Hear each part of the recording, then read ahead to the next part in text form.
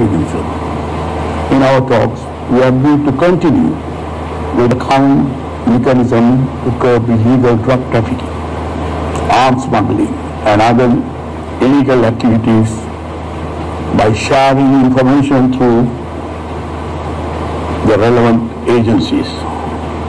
We are also thankful to Pakistan for the partnership in the field of sports and assisting to enhance sports training facilities in the country. Tomorrow, the Prime Minister Imran Khan will preside over a business and investment forum, which is a strong multi-sector business delegation from Pakistan through direct interactions with the Sri Lankan counterparts. We expect to see a considerable increase in investments and business activities between our two countries. While thanking the Prime Minister Imran Khan and the delegation for undertaking this official visit to Sri Lanka, I am deeply grateful to you and for honoring Sri Lanka with your visit here. Thank you very much. Mr. Prime Minister, let me just again thank you for inviting me and my delegation to Sri Lanka and extending your hospitality to us. I want to thank you. As you quite rightly said, I'm not a stranger to Sri Lanka. I came first time when I was just out of university, and when you were starting your political career, I was starting my cricketing career. And I have very fond memories since then of Sri Lanka. And I want to say that we watched Sri Lankan cricket team develop from a non-test playing status to eventually a team that went on to win the World Cup, and World Cup winning in Pakistan. So me and the cricketers who saw the evolution of the Sri Lankan cricket team, we felt good because it was a team from the subcontinent that emerged into a world-class cricket team. So I just wanted to mention that because that was my association with Sri Lanka until this visit of mine. This visit is to strengthen our bilateral relationship. It is to strengthen our trading ties. Pakistan is part of the Belt and Road Initiative of China. CPEC is one of its flagship program, and it means connectivity. And so I've asked my delegation here to find ways and means where we can enhance our trade and connectivity.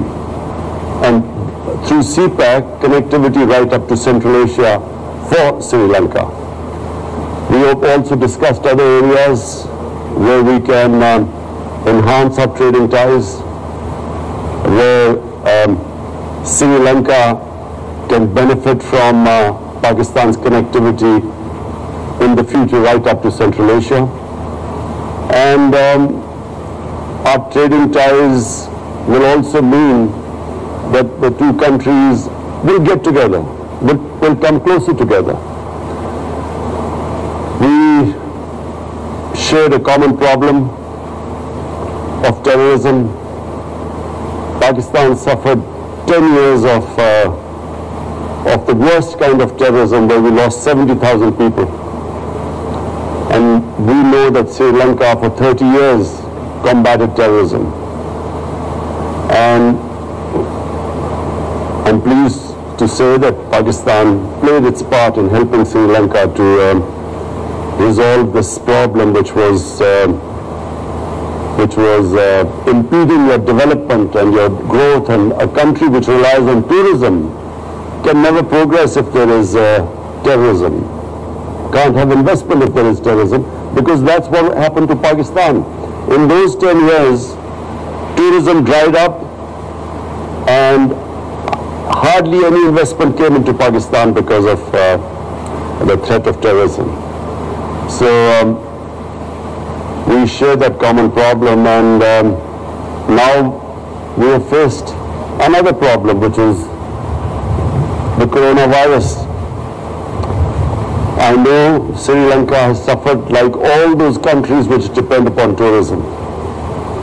And we discussed how the developed countries can help the developing world at this time. But the developed world right now should not be insular.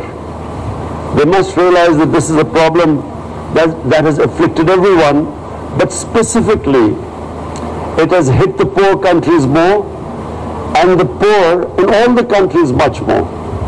The poor have suffered everywhere, but the poor countries have suffered the most. So we have discussed how we can jointly work on the poor countries from getting debt relief. In Pakistan, we came up with the biggest stimulus package in our history, $8 billion. But when you compare the United States, the stimulus package in the United States is almost $3,000 billion. US has a population of 330 million. Pakistan's population is 220 million, 70% of the US.